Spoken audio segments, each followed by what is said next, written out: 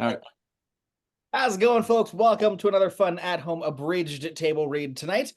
We are taking on the solo Alien movies, not the Prometheus and the not the prequel ones, but the original four: Alien, Aliens, Alien 3, and Alien Resurrection. I love this series; it's one of my favorites, and I can't wait to kind of see how this thing gets just abridged down to a very, very short thing. We have a great cast tonight. I'm really excited to see how we do with this one. So let's jump right into introducing ourselves. I am Logan. I'm going to be doing our action description. I'm Angie. I am Sigourney Weaver. I'm George. I'll be the great Bill Paxton. I'm Eric. I'll be Michael Bean. I'm Chelsea. I'll be Paul Reiser. I'm Nicole. I'll be Winona Ryder. I'm Mary. I will be the alien queen if she could talk. And I'm Travis playing Ian Holm. I'm now turns it into a weird soccer thing. Okay. Well, away we go. The Alien Quadrilogy Abridged. Alien by Chris W., Aliens by Alex W., Alien 3 by Ian S., Alien Resurrection by Danny. Interior commercial towing ship Nostromo Deep Space. The Nostromo is towing a huge-ass mining ship, but only has a crew of 7 people on board, because downsizing still exists in the future. The crew wakes up in their retro 70s bunk beds, and director Ridley Scott uses a homoerotic camera filter to lust over sweaty, shirtless John Hurt for a solid 5 minutes. Hey, I can't help it if I'm a hot piece of ass, can I? I'm just giving the people what they paid to see, and I am totally the main character. The crew gets dressed and eats breakfast. I'm the captain. I also have a beard, because beards were really cool back in the 70s. Honest. I'm Yaphet, no relation to Boba or Django. I'm also a greedy, arrogant prick who only cares about money, which means I'm a dead man. Same here. I'm creepily detached and emotionally withdrawn, so there's an absolutely no chance I will turn out to be evil. No way at all. No, none. I'm the second prettiest girl in this movie. Wait, is a Xenomorph a girl? Because if it is, I am the third prettiest girl in this movie. I don't have any lines in the scene, so I'm just gonna let my ridiculously 70s hairstyle do all the talking. Tom enters a room made entirely out of glued-together light-bright toys, where he receives his orders from the company. We've just been ordered to check out a freaky distress signal coming from a planet humanity hasn't officially raped yet. Tom, you should know that I'm very uncomfortable with the word rape. Then you're going to be very uncomfortable throughout the rest of this script. Exterior hellish alien planet. The Nostromo lands, and John, Tom, and Veronica approach a derelict alien ship, while Ian keeps in touch from the Nostromo. So, what's the alien ship look like? A huge vagina with horns. Ah, fascinating. We've penetrated the alien ship. It's a good thing we're wearing protection, because our spacesuits are made of rubber. Ripped for the alien ship's pleasure.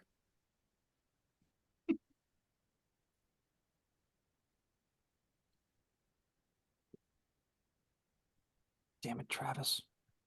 I'm sorry you said ripped for the pleasure, yes. Yes, we did. Well, I say congratulations on a successful insertion. What's the inside look like? We are moving through corridors that resemble large tubes. Would you describe these tubes as fallopian in nature? I would indeed. Ah, yes, fascinating. We have reached the main chamber. It's sort of like, what's the word I'm looking for?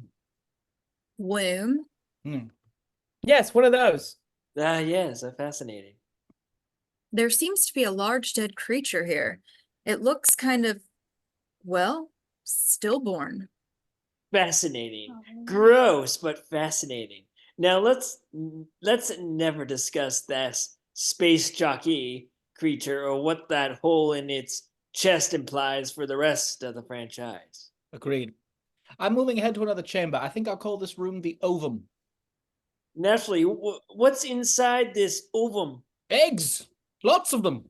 Ah, yeah, fascinating. Yes. John approaches one of the alien eggs just as it begins to open. Planting my face directly above this creepy new alien mouth opening seems like the smart thing to do. I'm sure nothing bad will happen, and Surprise! face rapes John. Tom and Veronica bring John back to the Nostromo while the facehugger continues to mouth rape him. Why are you guys pulling out so soon? We had to abort. But the higher-ups said we must carry out this mission to term. No way. We're aborting. Now let us back into the shuttle. Fuck that noise! Let us back inside the damn shuttle, you big-haired bitch! Do you not see the mutant crab boning John's face? No fucking way am I letting you guys back in. Ah, you and your damn women's lib and your damn bra burnings. I don't care if you women do have the vote. I have a penis, and I say let us in. He's right, Sigoni. You are entirely without a penis. Shit. It's true. Interior Nostromo. John is taken to the infirmary, where the crew gets a better look at the facehugger.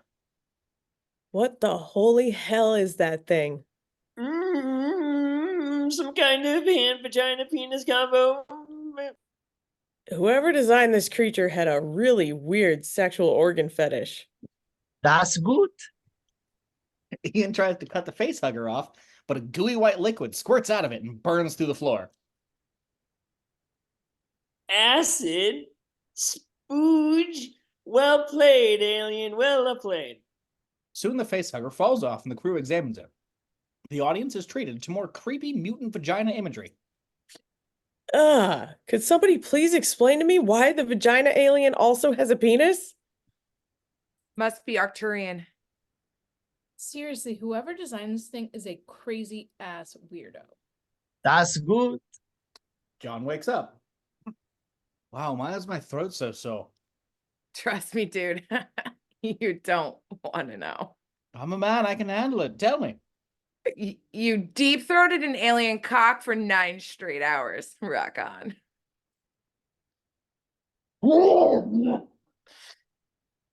Yeah, really gross semen joke would fit right here, but this script is going to take the high road and not sink to such childish lowbrow humor. Why does my mouth taste so salty? Lowbrow humor it is then. The Nostromo docks with the mining ship and heads back home as the crew eats dinner. Hey, I'm sure I shouldn't be in quarantine or something, or freeze me like Yaphet suggested. Hey. You're healthy. Stop asking questions. Chest feels kind of itchy. Shouldn't you run an MRI scan on me just to make sure the creature didn't do anything to me? MRI technology is too new and science fiction-y for 70s audiences.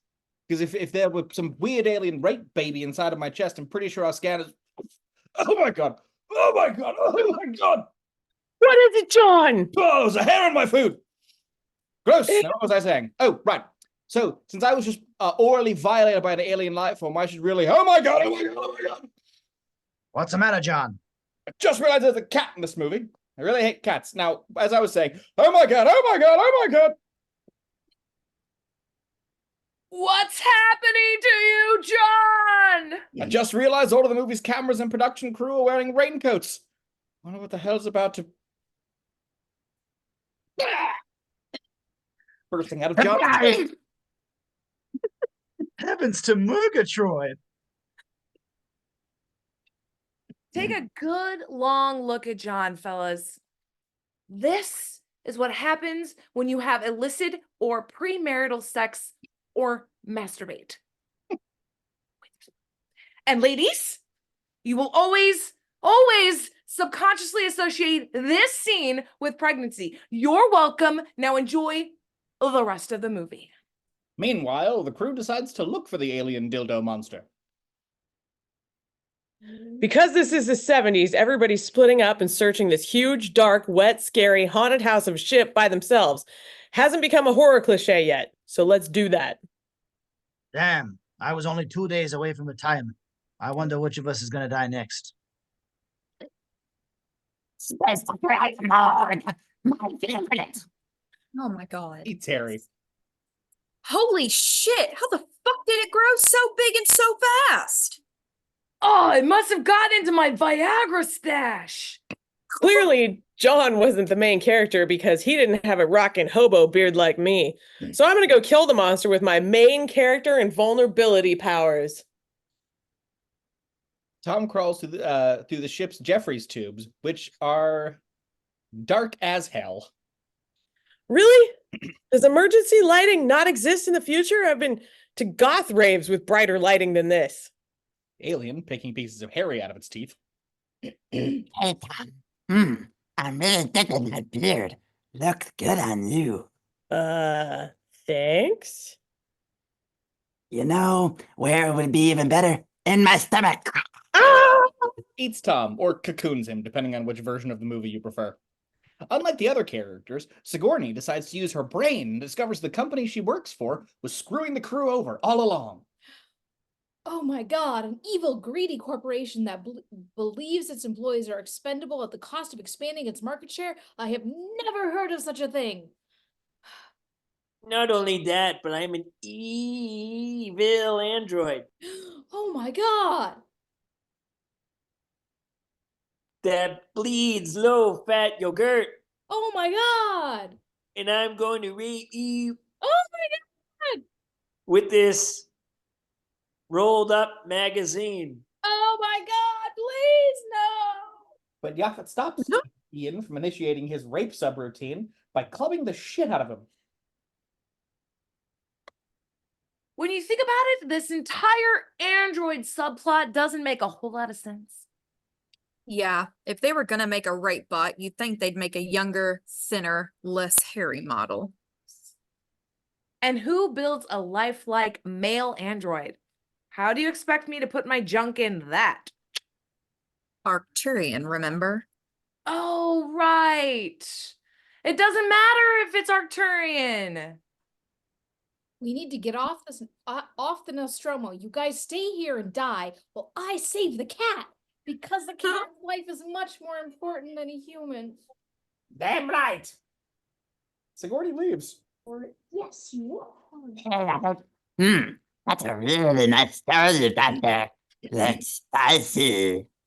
Thanks. You mind if I use my freaky mouth penis tongue thing to punch it through it? I don't see why not. The alien turns Yaphet's head into a brain smoothie, while Veronica just stands there and pees her pants because she's a woman and this is the 70s. Hey, Veronica. You're looking pretty tasty. Mind if the camera suggests that I'm about to violate you anally with my tail before I kill you? Or will you be taking this whole rape analogy one step too far?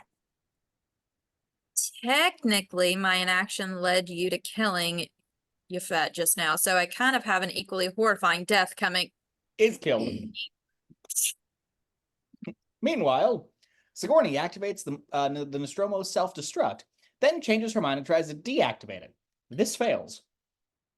This ship will blow up in 5 minutes, but I talked so slowly that I will actually be more like 15 minutes.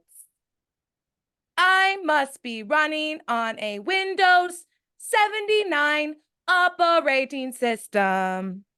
Sigourney and her cat escape in the shuttle before the Nostromo explodes in a really expensive 4th of July fireworks display. The alien is dead. Now we can relax. Sigourney strips down to what the movie wants us to believe passes for underwear in the future. That's Jordy. That's a nice little pair of panties you're almost wearing. I've literally seen thongs bigger than that, you know. Why is your head shaped like a giant black penis? Because that's what a lot of 70s moviegoers were most afraid of back then. And where the hell are your eyes? I don't think I have any. Then I guess that explains why you didn't see me slip into the spacesuit and pick up this phallic-shaped grappling gun. Shoots the alien. That really hurts. Who the hell brings a grappling gun onto a spaceship? That would be possibly use it for out in space. Enough is enough. I have had it with these motherfucking aliens on this motherfucking plane. I mean, spaceship. Sigourney ejects the alien right the fuck out into space. I have killed the penis monster. Thank God I'll never have to see one of those things again for the rest of my career. It's strictly tearjerkers and Woody Allen films for me. Yes, sir, I'll doubt that I'll ever be in another movie like this ever again. Sees aliens' box office numbers. I love penis monsters, more penis monsters! End. Fade in, exterior space. Cue Gain Ballet Suite Adagio from 2001 A Space Odyssey, James Horner score. A drifting shuttle is boarded by salvagers who find Sigourney Weaver in cryosleep. Now to plunder this wreck. Hey, she's still alive. Damn our luck, we're the only scrupulous deep space scavengers in the history of science fiction. Oh look, she dropped her wallet and all the coins fell out. I should put those back. Interior med lab, orbiting future space base. Paul Reiser and his super futuristic popped collar 80s jacket arrive to see Sigourney. Sigourney, I have bad news. You've been asleep 50 years, during which time your shuttle drifted all the way across the galaxy. But in the first scene, I couldn't have been going much over 25 miles an hour.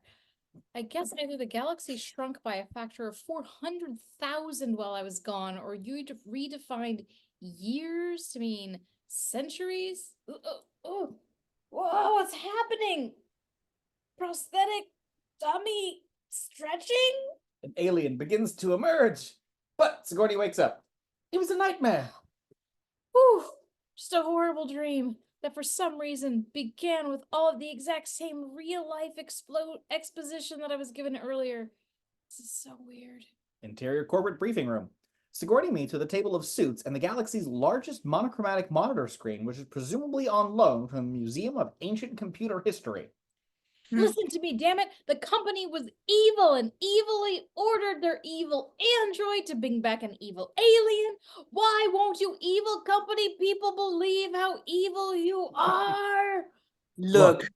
Oh, sorry. Look, you claim to have found a life form not discovered on 500 surveyed worlds. 500. I mean, that's pretty much the whole universe right there, isn't it? How many planets are there in the sum totality of known space? 550, 600 tops? Okay, we're just trying to understand what happened, Sigourney. So please try to relax.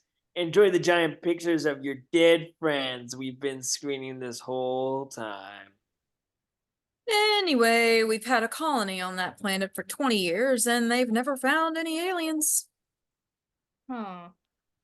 Did they find an enormous crashed spaceship broadcasting the powerful distress signal that my ship detected from way out in space? No. We're hoping everyone in the audience forgot about all that. Fine, I'll be in my room waiting for whenever you decide this movie should goddamn start already. Interior Sigourney's room. Sigourney and her cat are visited by Paul Reiser and the guy who played Lieutenant Gorman. And we sure could use his real name, but fuck that, it's Lieutenant Gorman. More bad news, Sigourney. We lost contact with the colony, and even worse, all our provinces, duchies, and estates got trashed. We were hoping that... No, I'll never return to planet LV-223. But the... Wait, wasn't it LV-426? Like anyone cares. Listen, this time you'll have Marines. You don't understand. If I'm not careful, this franchise could define my entire career for decades to come. Decades! I can't even risk it!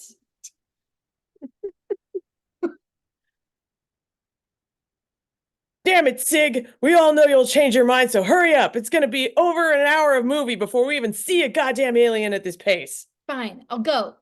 And you little shit, you're staying here. Making you literally the only character to appear in both really great alien movies and none of the crappy ones. Go figure. Interior, big tough Marine ship. Sigourney meets the Marines, led by grizzled Black Sarge TM Al Matthews.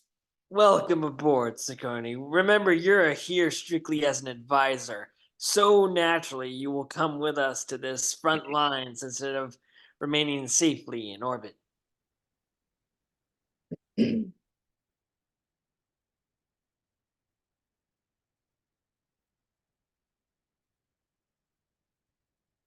Oh yes, my corporate underwriters. Woohoo! I cannot wait to start fragging shit, kicking off what is sure to be a long career of substantial film roles, which this certainly won't be the apex of. Don't be too cocky. Just one of those things took my entire crew in 24 hours. Granted, they were civilians untrained in any forms of combat that had no decent weapons, and never mind. Interior mess hall.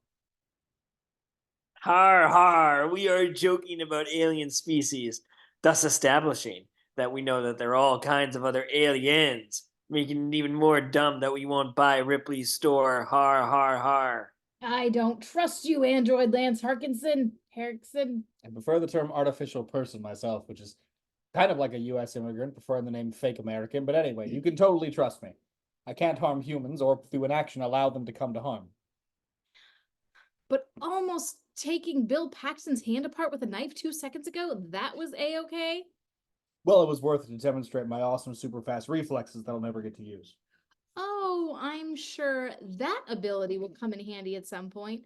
Not like my totally superfluous skill with this mech forklift suit. Yep, just a random character moment. That's all. They reach the planet, and absolutely goddamn everybody goes planetside, leaving not even one solitary person aboard the main ship, because these guys have even less tactical sense than the game of Risk. Interior, spooky, deserted colony. It looks like the colonists barricaded all the doors, but something burst through the ceiling and floor as evidenced by these giant gaping holes.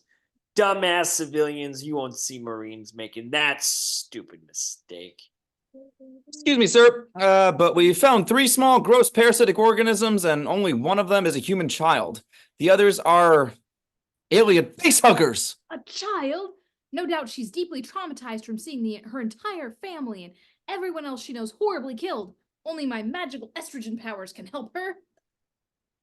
Phew. You removed the dirt from my face, and with it, all my catatonic shock. Thanks! Now I can concentrate on being a cute comic relief from here on in.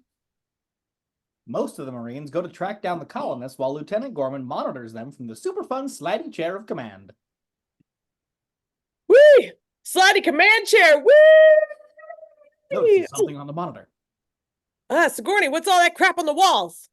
I have no idea. Ridley Scott cut out the scenes in Alien where I saw that before, but if you just watch the director's cut of Alien, then I do know what that is, and I'm choosing not to share that information for some reason. You see, this is why you need to be careful with the director's cuts in franchise movies. Oh, hey, while I was rambling, they went and put themselves under the gigantic nuclear reactor. Damn, if only I'd seen the giant nuclear reactor label on the map sooner. Sarge, don't let anyone fire their weapons. There is a really easy to explain reason for this, but damned if I'm going to tell you. Interior colony, under the nuclear reactor. Okay, everyone, hands in your one and only clip of ammo. We all made sure to bring exactly 1 clip, right? I'm sure our most hot-headed and battle-eager soldiers made extra sure to follow this rule, so I won't even ask them if they have backup ammo. Hey, I found a colonist. Don't worry, sir. You've just been kidnapped by aliens, cocooned with crazy goo crap, and possibly implanted with an embryo. Now, where's my polyspawn? Suddenly, a baby alien bursts out of the colonist. Geez, fucking funny. We weren't allowed to take attacks sooner. Cameron had some bullshit reason about building the suspense to a breaking point before using a chest burst as the big release. I mean, seriously, we could have killed you all 5 times over by now, all of which is to say it's fuck you time. The aliens start killing the fuck out of the Marines, starting with the female medic, and 3/4 of a second later, black soldier guy. At least I didn't die first. Now Matthews being eviscerated. Me neither. Still, it's hardly a banner day for African-American characters now, is it? All seems lost, but Sigourney bursts in with a giant Marina Bago and saves all of the top billed actors. Oh, phew. We made it outside. And aliens won't chase us. into the rain because it really frizzes up their hair or something.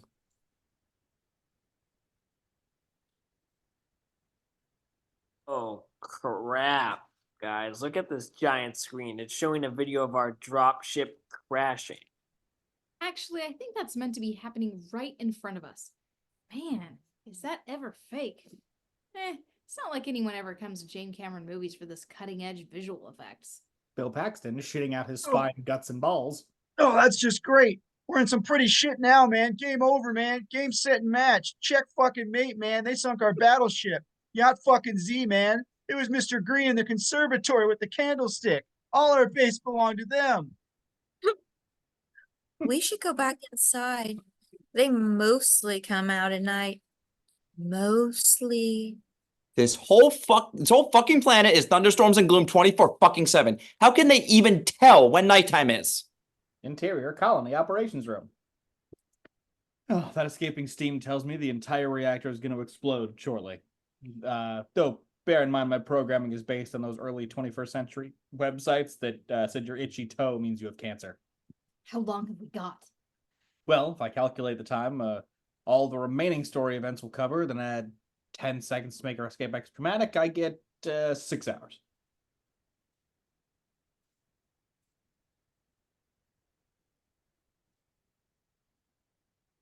What's that, Travis? Travis. Wait a second. No, I'm just kidding. Bless your hyper smart. Nope, that's not even the line. Nope. It's damn it, Travis. Damn it. Oh, yes. I see it. Damn it. Our rescue team is 41 days away since apparently we only planned for leisurely paced military emergencies.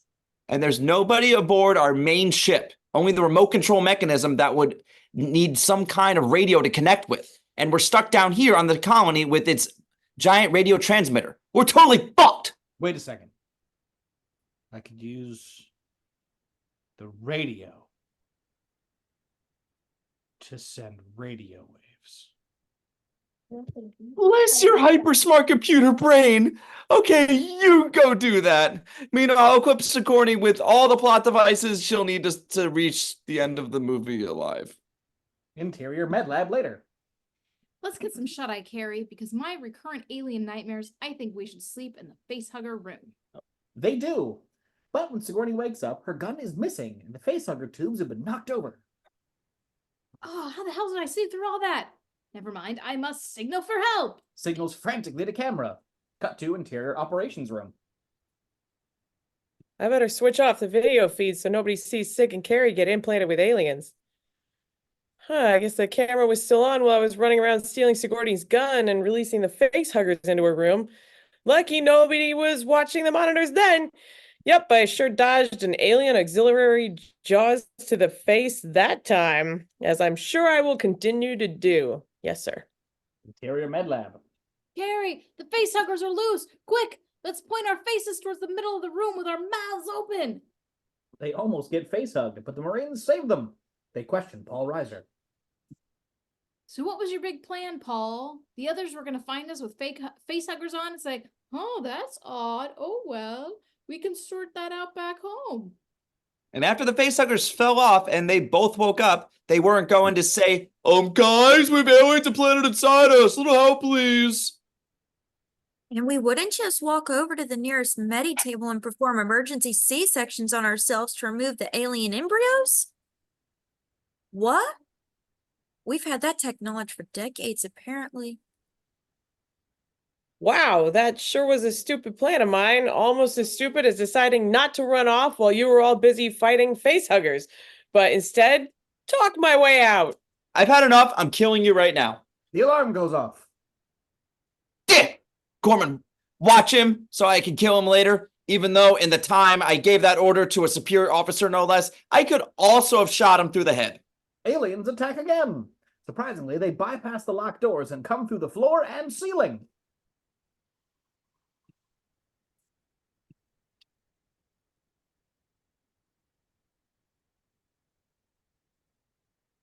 Was that Carrie?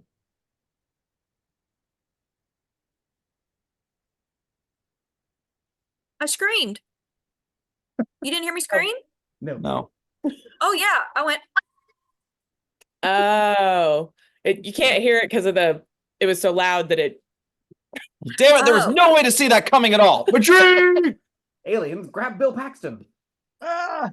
Quick, Michael, shoot me before they take me away like you promised Sigourney earlier. Huh? Fuck you. I need the ammo for myself. I just told her to get in her pants. The aliens go mad about Paul Reiser and eat him. Carrie leads everyone into the vent, but Gorman and Goldstein get cut off and surrounded. Guess we got no choice but to blow ourselves up. You always were an asshole, Gorman. Yeah, well, I wasn't the one who fired my giant weapon into the nuclear reactor against explicit orders, dipshit. They explode. The shockwave goes along the vent, and Carrie Hen is thrown down the tube onto a trampoline that bounces her off the shop awning and into a pool.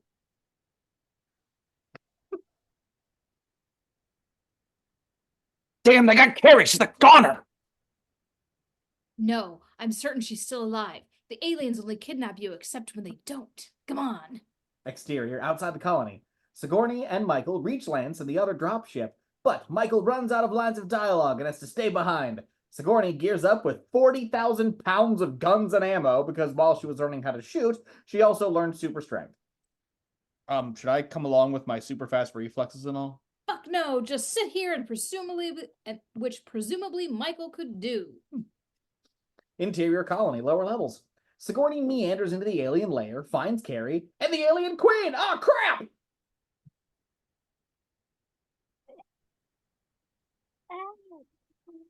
Oh, hey there.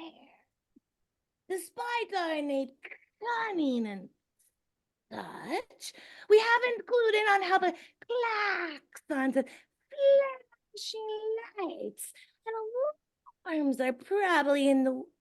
Anyway, we figured you guys are throwing a Cinco de Mayo party or something. Anyway, you die now. So how does your species work exactly? You sit here and plant tons of eggs and then hope that some space-faring race will come and just happen to choose this planet from amongst the billions of others, and then out of this entire planet just happen to stumble across your lair and then decide to start randomly sticking their faces inside of everything? Knock it. It's worked twice already. Times the wings. Don't you dare go there! Sigourney opens fire on alien eggs. Sigourney? Glad you're having a catharsis, but imminent nuclear explosion? Hey, over here, remember me? I was kidnapped like 3 minutes before Carrie was. Maybe save me too? Hello? Sorry, Bill. I've got all my surrogate family slots filled now. Let's go, Carrie! Sigourney and Carrie get to the landing platform, but the ship is gone. Damn, trapped and with no ammo. Guess I shouldn't have shot all those eggs that were about to be vaporized in 5 minutes anyway. No, we're still here. The touch of hiding below the platform and raising dramatically was my idea. Yeah. They escape, and the colony goes boom! Interior orbiting marine ship. Well, looks like we're safe. Oh shit, the queen was hiding in the landing gear! So what, in the last 50 years we've decided that warning landing gear stuck display had outlived its usefulness? Oh, if only I had super fast reflexes, I might have avoided that. Oh, man. Again? Fine. Get away from her, you bitch! I'm going to hear variations on that forever, aren't I? They fight. Sigourney knocks the alien queen into the airlock shaft and opens the airlock, thus setting up the bit we all knew was ridiculous even back when we were kids. Take that! Now I will hang on to this metal bar with one elbow, that being exactly one more than the number of spacesuits I'm wearing against the vacuum of space and the entire weight of the enormous alien queen and the mech suit combined, and strangely, the air is not instantly ripped from my lungs, nor is my arm simply torn in half, and now I can just climb the ladder. Does so. Oof. Well, what a satisfying conclusion. Back to cryostasis. Ripley, What if some asshole screenwriter kills us all in our sleep? What? After all the shit we've been through to earn this ending, nobody would be that much of a douchebag. Newt? Ripley and Newt and Hicks and Bishop go into the cryosleep and return safely to Earth and live happily ever after. And I don't fucking care what anyone else fucking says. That's what fucking happens. The end. Fade in. Exterior spaceship. Sigourney Weaver is in cryosleep with not Carrie Henn, not Michael Biehn, and kind of Lance Henriksen. Somehow there's a facehugger on board, despite this being utterly impossible. Whoops! Cut myself. I better spill acid blood in one spot that will start a fire and melt a sprinkler system to destroy the whole ship and eject the passengers onto space so they all crash and die. The ship's escape pod crashes into a prison planet full of bald guys, who all walk right past where the facehugger is hiding, but it ignores them in favor of a weak, genetically inferior dog. I already face-hugged someone on the ship, but apparently we can impregnate multiple hosts now. Squeal like a pig, doggy! Squeal louder! Squeal louder! Interior, gloomy infirmary. Sigourney wakes up in the care of Dr. Charles Dance. Hello, Sigourney. You survived without any injuries at all, but anyone else was gruesomely mangled to death. Isn't that nice? Who designed this escape pod? It worked like complete shit. Sigourney's adorable surrogate daughter is then sliced open and thrown into a giant furnace because showing her screaming dead body wasn't enough. Sigourney meets the prison's inmates. We're all rapists and murderers, lady. I'm sure you're going to feel sympathy for us when we turn into alien fodder. None of us have seen a woman in years, so you should just stay in the infirmary where you're safe from us. Actually, I wanted to have lunch with all of you in the cafeteria before wandering around secluded regions of the prison alone. Surprisingly, she's nearly raped by Holt McNally, who wears special rape swimming goggles. Meanwhile, the dog gives birth to a dog alien.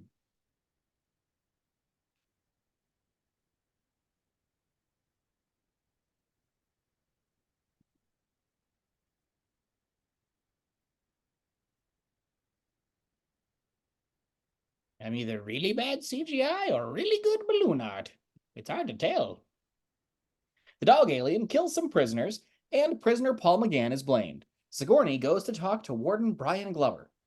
You have no weapons of any kind? It'd be too dangerous to leave weapons where prisoners could get them. Except the knives, axes, sharp scrap metal, flares, clubs, electric cords, and barrels of flammable toxic waste we leave lying around. But who would want to use those as weapons? Sigourney is put in a timeout with Charles Dance. Tell me your life story, Charles, since we've had sex. We've had sex? When? I missed it.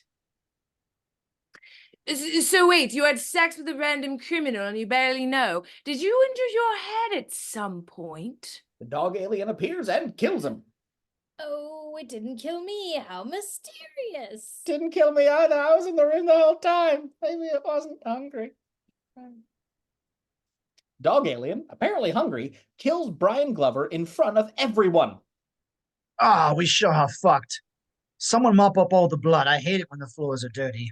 They stop to mop the floor because imminent death is less important than clean facilities. Interior, gloomy tunnels. So, the aliens nesting in this tunnel will set one end on fire, drive it into a vault, and trap it inside. Why not just set both ends of the tunnel on fire? Anyway, we can't use flashlights. We have thousands of flashlights, but no batteries. Everyone spreads flammable liquid around, using working flashlights in the process.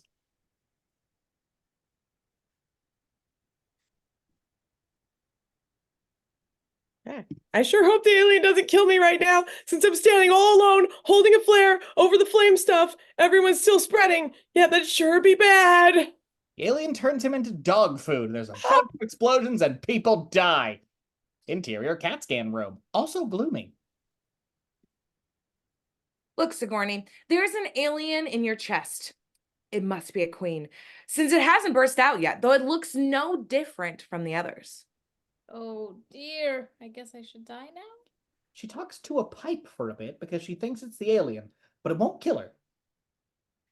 Well, that was stupid. Since just letting me behead the alien with an axe isn't an option for some reason, what's our new plan? We're using this factory designed specifically for climactic chase scenes. You have a special job. Stand in this empty hallway the whole time. Why not? The monster won't kill me, so there's no suspense anyway. I just want to see Holt McClaney get chopped for nearly raping me. He's already dead. Really? Huh. Okay, Paul McGann. You'll start the plan by luring the alien in, and then I'm not Paul. He's dead too. Oh no, the aliens killed Clive Mantle. wait, who? I thought that was Pete. I'm over here with Vincenzo Nicolai and Peter Guinness. Who are all these people? Why does almost everyone in this cast have no distinguishing characteristics of any kind? How is anyone supposed to tell you apart? I wear a hat sometimes. They put the plan into action, and everybody dies except for Sigourney, Charles, and Danny. We kind of suck at making plans. I couldn't tell what the plan was. Everyone just seemed to be running and screaming through random hallways. And now I must sacrifice myself by holding the alien in this pit so we can drown it in molten lead. Even though I could let Sigourney do that since she wants to die anyway.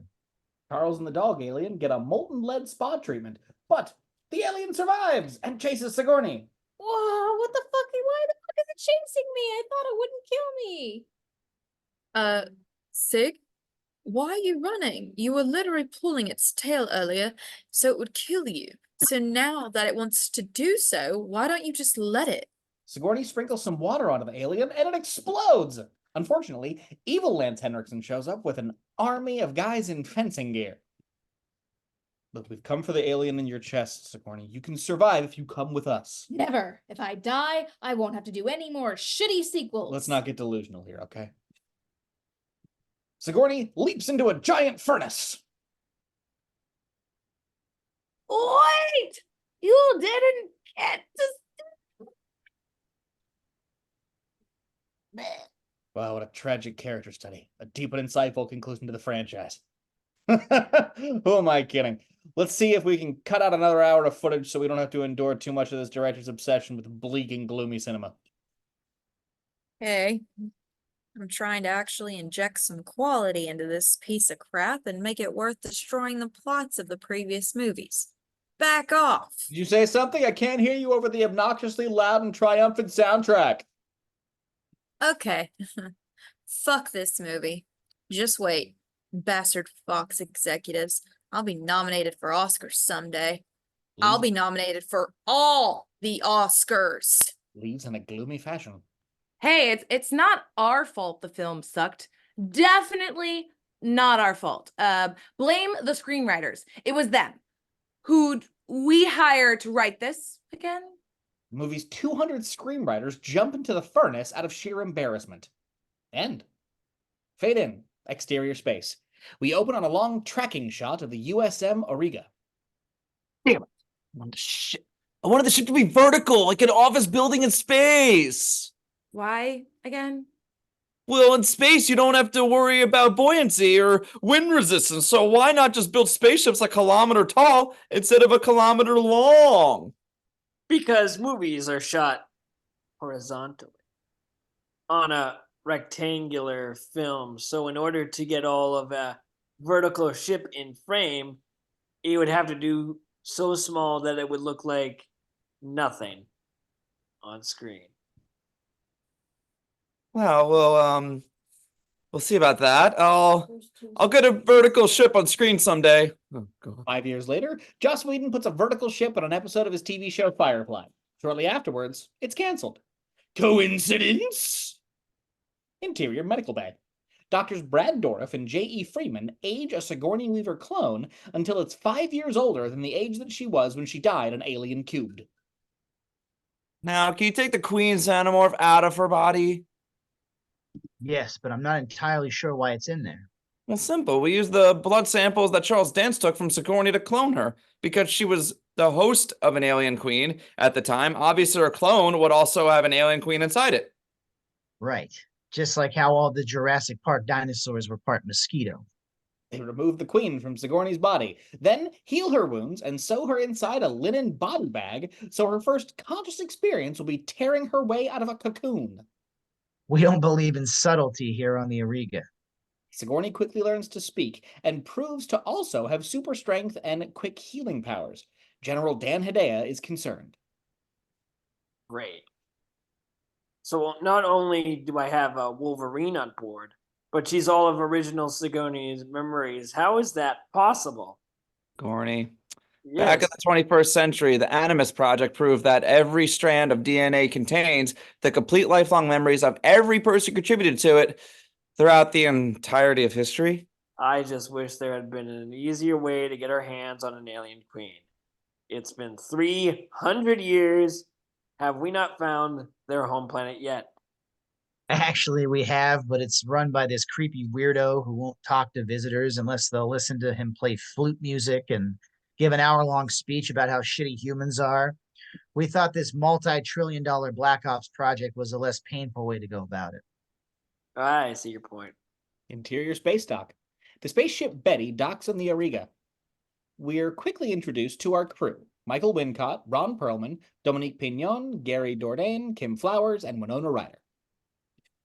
I feel like there are too many of us. Don't worry about it. It's a tradition of the Alien franchise to have way more characters than the story requires. Is that a thing? Sure it is. The Silico and Alien had a dozen crew members. Well, there were over 30 named Space Marines and aliens. And Alien Cubed had in excess of 200 different interchangeable bald white guys.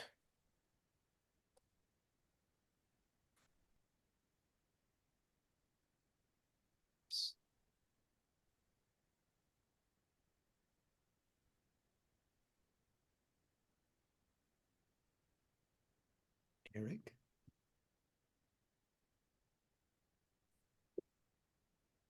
Anyhow, we're here. A band of vicious, immoral space pirates and some kind of an elf princess that we brought along for no clear reason. Seriously, you guys stand out like Terry Crews at a midget clan rally. Hey, you better watch that talk or you'll wind up with your ass kicked. Is she kidding? Have you seen yourself? I've seen the title page of the script, written by Josh Wheaton. He's built a career on having tiny pixie women turn out to be killing machines. It's his one note, and he plays it over and over again. This movie started with a definite female action hero being reborn. Then a scene later, they gave her superpowers. And you think they're gonna let you do any fighting? Oh, honey. Just you wait. In 20 minutes, I'll be bouncing off the walls and killing xenomorphs with my bare hands. Winona notices that everybody has already left and chases after them. She tries to kick over an empty soda can in anger, but just winds up bruising her toe. Interior, Dan Hedaya's office. Dan passes Michael a giant stack of space bucks.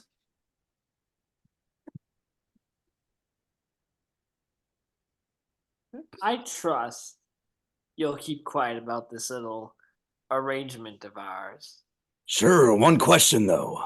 Why pay a bunch of space pirates millions of space bucks to kidnap humans to host aliens, when the events of Alien Cube demonstrated that you can make an alien inside just about anything?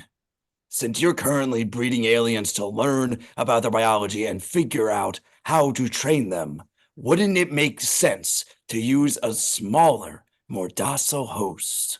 You could have had a whole herd of capybaras here for a fraction of the cost, and without the added risk of being indicted for mass murder.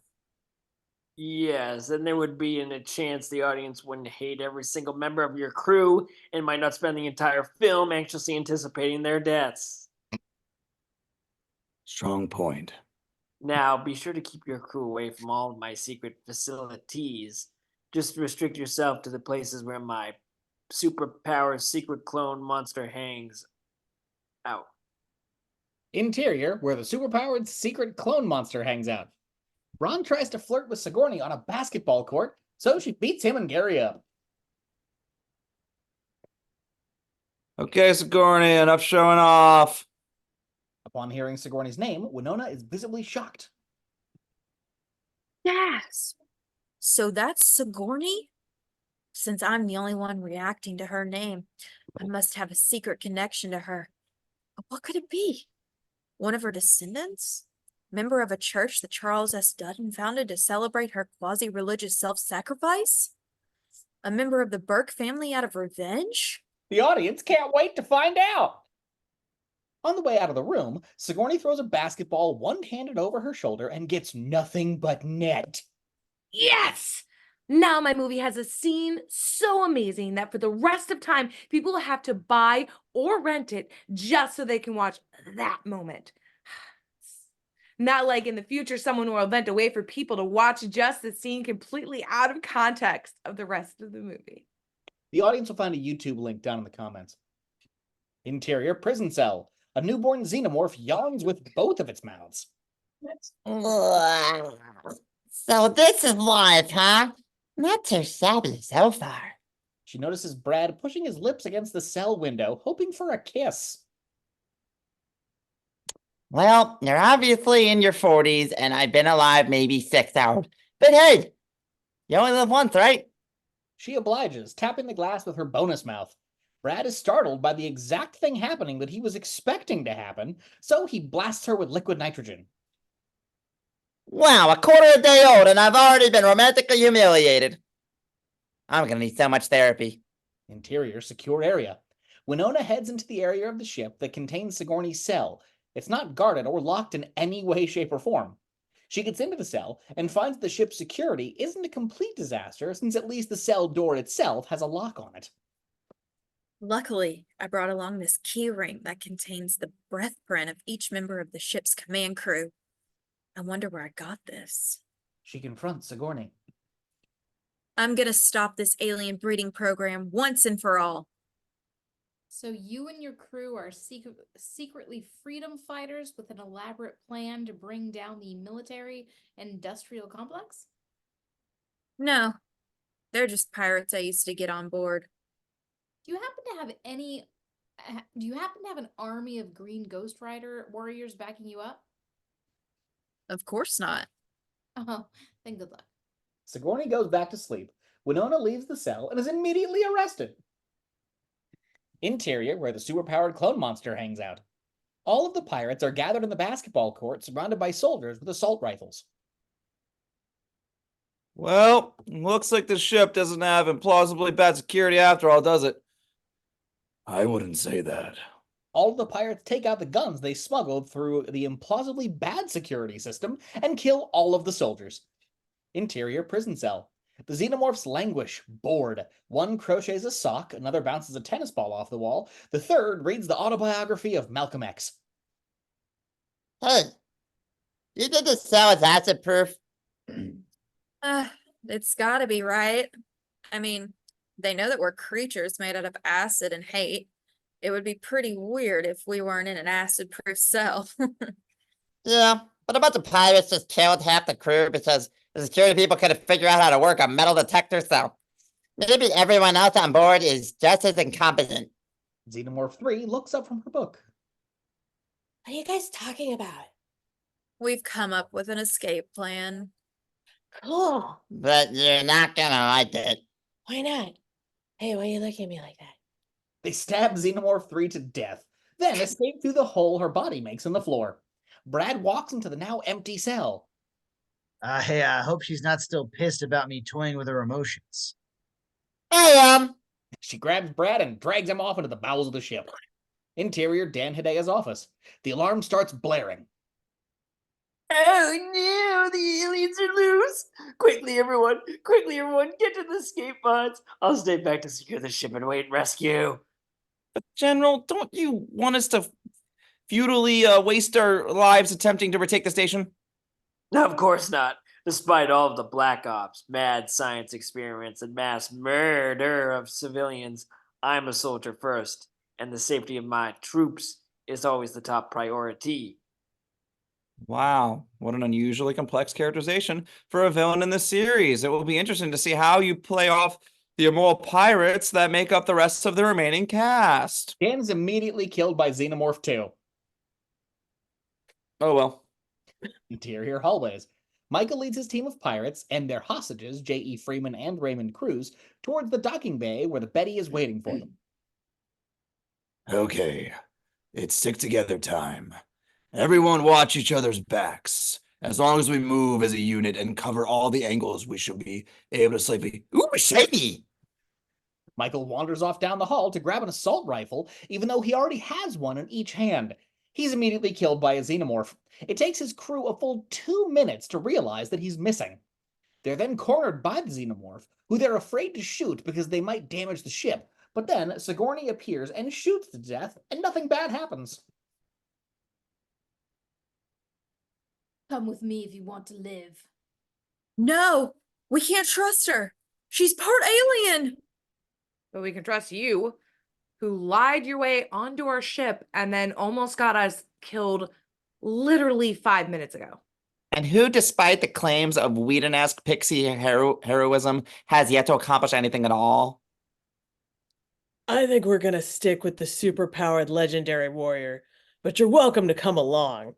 We might need to open the doors to Moira at some point. They continue heading for the dock. For the record, I'm also here because even after the aliens have run amok and most of the crew escaped this movie, it still has too many characters. Interior storage room. Sigourney uses her psychic powers to find the room where the failed clone versions of her are kept. She also has psychic powers, by the way.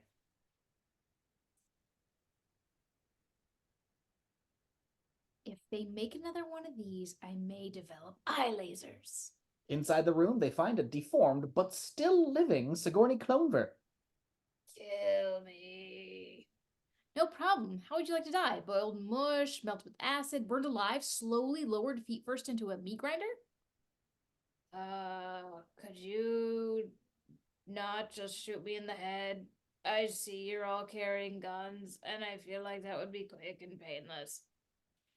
Yeah, I get that, but since you've spent your whole life in ceaseless agony, isn't it way more appropriate to die the same way? Oh, well, in that case, could you burn me? Perfect, because Winona has already handed me a flamethrower, which she has for some reason.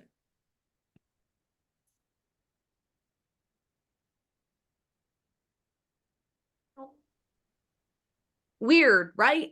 I mean, we didn't bring one on board. The Marines who we killed didn't have one. And the preferred method of these scientists for dealing with experiments gone awry is freezing them. Where did this come from? Probably grabbed it from her bag of holding. One of the few upsides of having an elf in the crew. Sigourney burns everything, then threatens to set J.E. Freeman on fire as well. No, don't do it. Okay. She tosses the flamethrower aside because they're definitely not going to need it later. That's it? She just didn't kill him? I didn't need to convince her?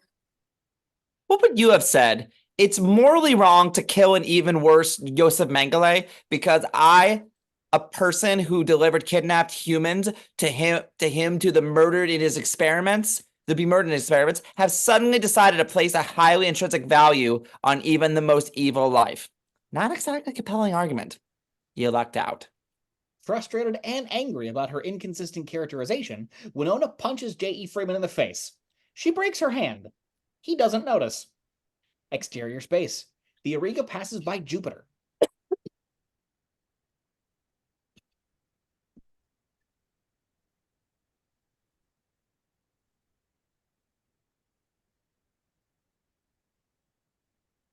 Wait, we were told the experiments were so secret that they had to be performed outside the regulated space. There's still our solar system. Is there a million limit of laws around every planet, but everything else is just the Wild West? Yep. Exterior experimental chamber. The crew finds the room where all the people they kidnapped and sold to Dan Hedaya have been turned into hollow husks. Wow, seeing the brutal human toll of our greed is the kind of thing that could really make people question their life decisions and even whether they deserve to survive in this situation. Luckily, we're all sociopaths, so we can just keep moving. Sigourney once again uses her psychic powers to locate a nearby alien, this one inside of Soul Survivor Leland Orser. Hey, I recognize you. You're that guy that fucks people to death, right? What? No, of course not. Are you sure? I swear you fucked somebody to death. One time in one movie. It's not my trademark or anything. Can you help me get off this spaceship and get this thing out of me? Sure, we can surgically remove aliens from people without any trouble at all, so that's two good reasons not to bother kidnapping and killing human test subjects. All right, you can come with us. And if, you could not make a big deal out of the whole, Fucking people to death? Mum's the word, bub. Hey, everybody! Don't turn your back on this guy or he'll fuck you to death! I hate you. Interior flooded hallway. The party wades through waist-high water. Dominique Pignon has abandoned his wheelchair and is strapped to Gary Dourdan's back. Okay, if you want to get to the dock, we have to swim down this long underwater tunnel and then climb up an elevator shaft on the other side. Wait a minute. Crippled ship, flooded passage, elevator shaft, memories, returning. This is the Poseidon Adventure. We're in the remake of the Poseidon Adventure. Is it widely known that this is a remake of the Poseidon Adventure? I do not think this is a movie that many people have watched twice. Or made it all the way through the first time, probably. They dive into the water and swim for their lives. Two aliens quickly close in on Kim. Wow, despite having no flat wide appendages to propel you through the water, you guys are amazingly good at swimming. Thanks, it's our first time. So, any last words? Oh, I don't want to impose. After all, I've already had more lines in this parody script than I did in the actual film. Fine by us. Kim is dragged away by the aliens. Everyone else gets to the elevator shaft, but finds that it's covered in a mucus shield and has a dozen facehugger eggs all around it. They've set a trap! Really? In the 40 minutes since the aliens got free, the queen has laid a dozen eggs, which the aliens knew to bring here because they already have a perfect understanding of the ship's layout, and most likely, of course, a group of people would... What? And the most likely course a group of people would take through it? What the hell kind of sentence is that? Don't worry about it. I'll just blow them all up with grenades. He does. That was not much of a trap. J.E. and Winona make it to the top of the elevator shaft. Quick, give me your gun so I can shoot this door open. Give my gun to a mass murdering psychopath? What could go wrong with that? J.E. Freeman takes the gun and immediately shoots her. Winona topples down the elevator shaft as J.E. escapes. No! Winona can't be dead.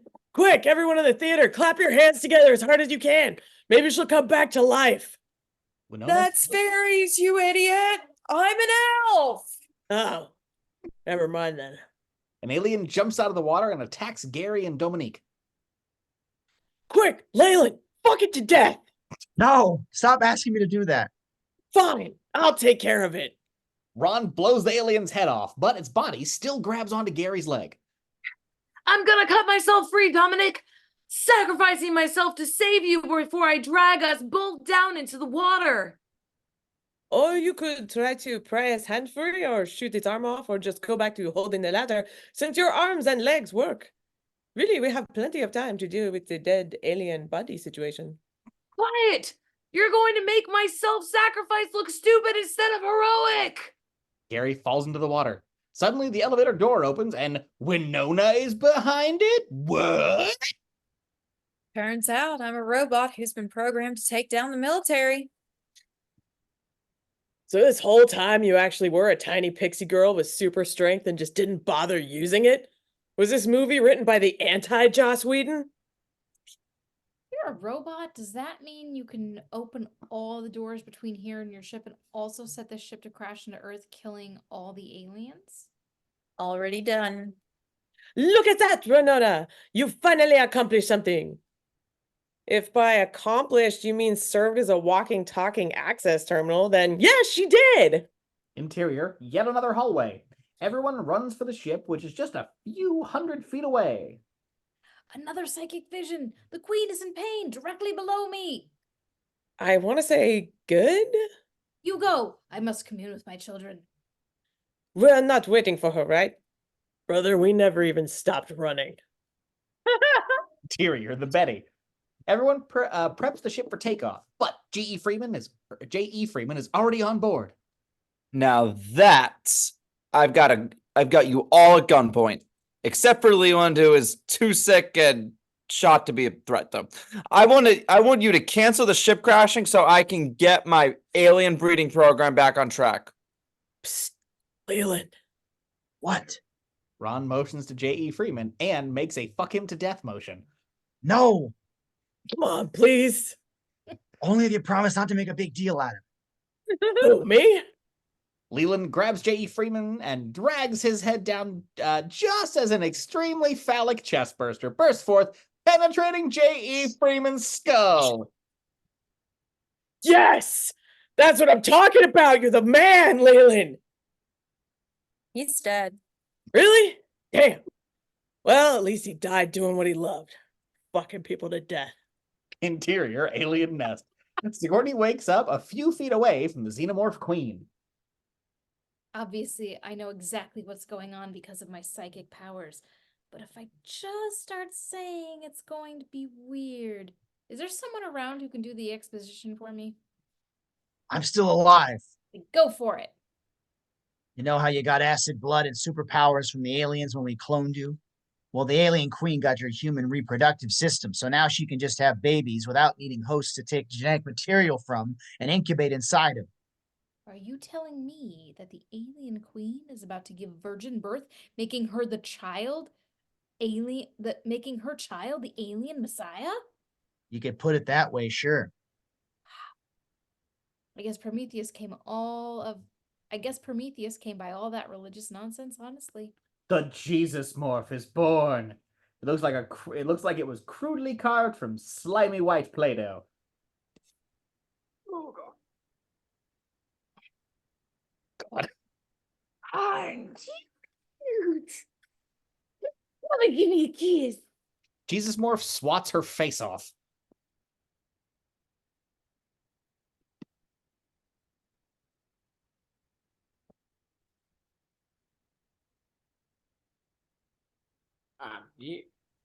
You may have gotten a reproductive system from humans, but I inherited the ability to be ungrateful to a parent. Jesusmorph then goes over to Sigourney and licks her face. Isn't that cute? He can smell that you're his grandma. I'm getting tired of all the explosion, guy. I think my motivations are perfectly clear to everyone. Exposition. I'm just trying to help. If you want to help with something, my stomach is currently empty. Jesusmorph eats Brad's brain, learns how to say exposition, which Sigourney then takes as a cue to make tracks. Interior, the Betty. Sigourney dives into the ship just as it's taking off. Thank God you made it. You didn't bring any crazy monsters with you, did you? Of course not. I ran her at full tilt and only barely made it onto the ship. There's no way any giant lumbering beast could have followed me on board.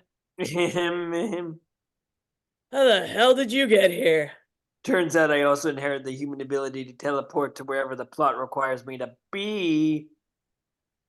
Humans can't do that? They can't, huh? Maybe I really am the alien messiah. Then I assume you won't have a big problem with dying young. Sigourney uses her acid blood to put a hole in the wall, which sucks the Jesusmorph towards it. In his flailing, he manages to kill Raymond. I'm honestly surprised that I survived this long. The Jesusmorph is sucked out of the ship. That takes care of that. Hey, what happened to the Ariga? It crashed into the earth, blowing up about a third of Mongolia. Maybe set us down on the other end of the continent so people don't associate us with that. It done and done. Exterior wasteland.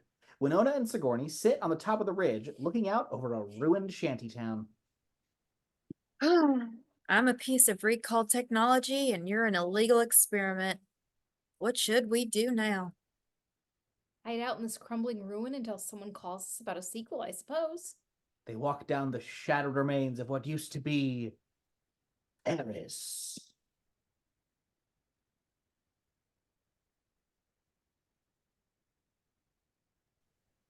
Ha! Take that, country of my birth. The end. Well, that is the very abridged look at the main Alien movies. Thank you so much for joining us. This was a ton of fun. And we'll see you next time.